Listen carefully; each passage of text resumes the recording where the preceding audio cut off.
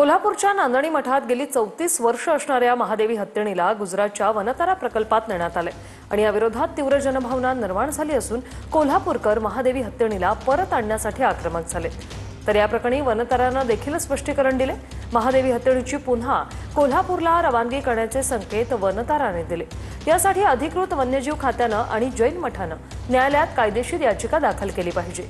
जर न्यायालयाने आदेश दिला तर या हत्तीणीला वैद्यकीय देखरेखीखाली आणि तज्ञ वन्यजीवांच्या हाताळणीत सुरक्षितरित्या पुन्हा कोल्हापूरला पाठवण्याची वनताराची तयारी असल्याचं वनताराकडून सांगण्यात आलंय।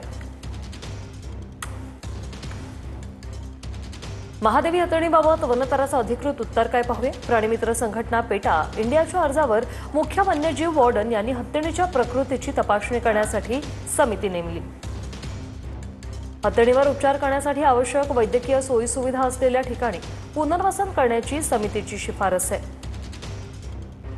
16 जुलै 2025 रोजी मुंबई उच्च न्यायालयानं ही शिफारस स्वीकारली। शिफारस स्वीकारल्यानंतर वनतारामध्ये 2 आठवड्यात हलवण्याचा आदेश दिला। मुंबई उच्च न्यायालयाच्या आदेशाविरुद्ध जैन मठानं सर्वोच्च न्यायालयात अपील केल्याचं सर्वोच्च न्यायालयात नेमकं काय झालंय ते आपण पाहतोय। 29 जुलै 2025 रोजी सर्वोच्च न्यायालयाच्या 2 सदस्य पीठानं ही रिट याचिका फेटाळली। महादेवी हत्तीणीला धार्मिक प्रथांऐवजी सन्मानपूर्वक आयुष्य जगण्याचा हक्क आहे, यावर भर देत वनतारामध्ये स्थलांतर करण्यावर शिक्कामोर्तब केलं। हत्तीणीची नाजूक तब्येत, मानसिक अवस्था सुधारणं या गोष्टी न्यायालयानं विचारात घेतल्या। माधुरी जेव्हा वनतारामध्ये आली तेव्हा इथे सेटल होण्यासाठी आपण तिला पुरेसा वेळ आणि जागा दिली। त्याच्यानंतर आपण तिची वैद्यकीय तपासणी केली आणि त्या वैद्यकीय तपासणीमध्ये जे आपल्याला प्रॉब्लेम दिसले त्याच्यासाठी तिला आपण आता लॉंग टर्म एक ॲक्शन प्लॅन तिच्यासाठी बनवलेला आहे। जे माधुरीवर प्रेम करतात, तिच्याबद्दल चिंता व्यक्त करतात, तुमच्या या प्रेमाचा आम्ही आदर करतो। तुमच्याच या प्रेमामुळे ती आता इथपर्यंत पोहोचलेली आहे आणि इथे वनतारामध्ये डेडिकेटेड टीम आहे तिच्यासोबत तिची काळजी घ्यायला।